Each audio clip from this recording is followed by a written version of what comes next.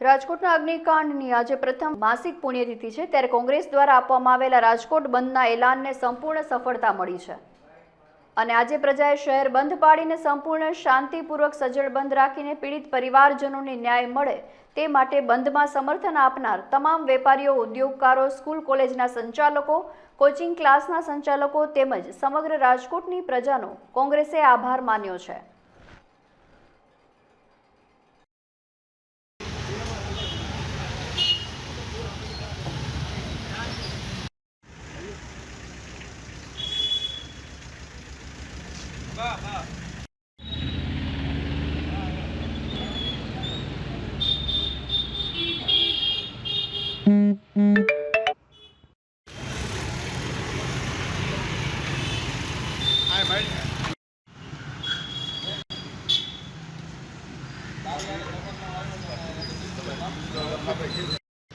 Board એવું રાખજો એટલે લાગે દુકાને બંધ।